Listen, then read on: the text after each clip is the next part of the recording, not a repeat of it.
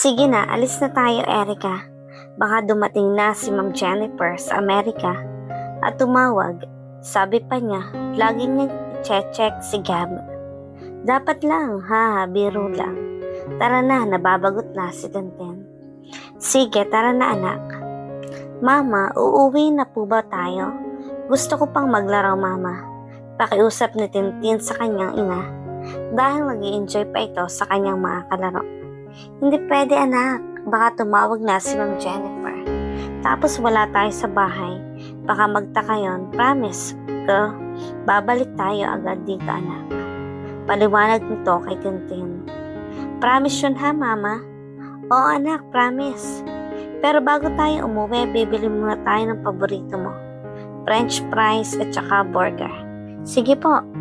Ilang minuto ay umuwi na sila sa bahay nila. Nagluto si Camila ng masarap na ulam para sa kanilang tatlo. Napaisip si Camila bigla. Paano kaya kung wala si Jennifer? Tapos kami ni Tintin lang ang nasa bahay niya. Ngayon, buo at masayang hinihintay namin ang papa niya. Galing sa trabaho, sabay kaming kumakain, siguro mas masaya ang buhay namin ngayon. Sabi nito sa kanyang isip habang nagluluto ng ulam para sa kanilang dinner. Mama, anong oras po ba darating si Tito Gab? Tanong ni Tintin. 1 oras na lang anak, darating na ang Sir Gab, anak. Mama, okay po mama. Iinitin ko na lang itong sabaw pag dumating na siya. Halika muna anak, manood tayo ng TV. Sige po mama. 1 oras silang naghintay hanggang dumating na si Gab. Good evening, Tintin. Bati ni Gab kay Tintin. Good evening po. May pasalubong ako sa iyo ng mama mo. 1 box ng Dunkin' Donut. Wow, ang sarap po nito, Tito Gab. Salamat po. Walang anuman, anong ulam? Tiningnan ni Gab ang laman ng kaserola. Wow, ang sarap naman ng niluto ng mama mo. Sige, kumain na kayo. Sir Gab, nalilito siya kung anong itatawag niya kay Gab. Gab na lang, wala naman si Jennifer. Masaya silang kumain. Ngumiti pa si Gab kay Camila. Naramdaman ni Camila kahit papaano. Kahit hindi alam ni Tintin na kasama pala ni Tintin ang kanyang ama. Naramdaman niya kung gaano kasaya ang buo nila. Sana ganito na lang palagi. Masaya akong nakikita si Tintin na kahit paano, nararamdaman niyang buo ang pamilya. Kahit hindi niya alam na si Gab pala ang totoong ama nito.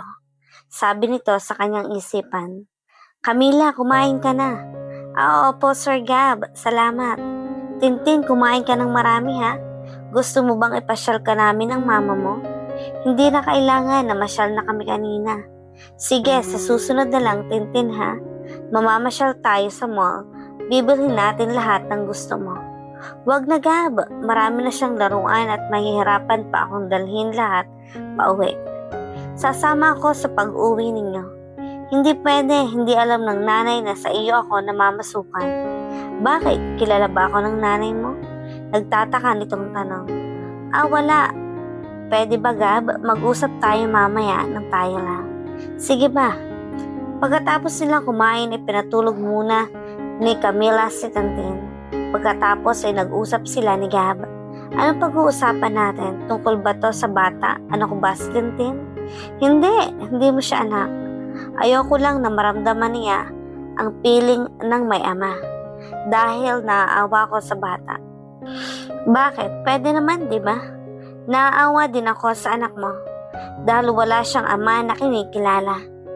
Balik tayo sa pinag-usapan natin kanina. Bakit ba ayaw mong malaman ng nanay mo na sa akin ka namamasukan? Naikwento kita sa nanay ko na nagkaroon ako ng nobyo pero iniwan din ako at pinaasa. Sinabi ko ang pangalan mo. Patawarin mo ako Camila kung nasaktan kita. Gusto kong bumalik dito para hanapin ka pero naawa ako sa kalagayan ng papa kaya hindi agad ako nakabalik dito at gusto akong ipakasal nila kay Jennifer. Pero mahal pa rin kita. Camila, hanggang ngayon, iba pa rin ang nararamdaman ko sa tuwing kasama kita. Natutunan ko lang namang mahalin si Jennifer dahil mabait siya pero ang akala ko nakalimutan na kita. Nandito ka pa rin pala. Biglang nilapitan ni Gab si Camila at hinalikan ito ng bigla sa labi. Wag Gab, baka makita tayo ng anak ko. Camila, hayaan mong mahalin kita ulit. Hindi mo alam ang sakit na naramdaman ko simula nang mawala ka. Iniwan mo ako ng basta-basta. Makontento ka na, nandyan na si Jennifer. Ayokong maranasan ni Jennifer ang sakit na naranasan ko nang mahalin kita. Pero mas mahal kita, Camila. Hayaan mong itama ko ang lahat. Wag na Gab. Biglang nag-ring ang cellphone ni Camila at tumawag nga si Jennifer sa kanya. Sandali lang. Habang kausap ni Camila si Jennifer sa kabilang linya, ay panay naman ang halik ni Gab sa leeg nito. Camila, kumusta kayo dyan? Nandyan ba si Sir Gab mo? Nandito po siya, ma'am. Binulungan naman ito ni Gab. Sabihin mo natutulog na. Pakausap naman oh. Sige po, ma'am. Sir Gab, gusto po kayong makausap ni Ma'am Jennifer. Sige, Camila. Salamat. Hello, babe. Hello, babe. Mabuti naman at nakauwi ka na. Kumusta ang trabaho mo? Okay naman. Ngayon lang ako nakarating. Kumusta na si Tintin? Bumili ka ba ng pasalubong sa kanya? Oo. Bumili ako ng donut para sa kanya. Ang bait talaga ng babe ko. Babe, bukas na lang tayo mag-usap ha? Napagod kasi ako sa trabaho ko kanina. Sige, naiintindihan ko. Bukas sa phone mo naman ako tatawag ha? I love you. Matagal pa bago nakasagot si Gab. Babe, ano nga ulit yun? Sabi ko, I love you. Napatitig si Gab kay Camila at nag-alangan itong sasagutin si Jennifer. I love you too, babe. Sige, babe, tulog na ako, ha? Bigay ko na kay Camila. Hello, ma'am. Nagpatuloy pa rin si Gab sa paghalik sa leeg ni Camila. Hinawi ang mataas nitong buhok at saka hinalka ng paulit-ulit. Camila, bantayin mo si Gab, ha?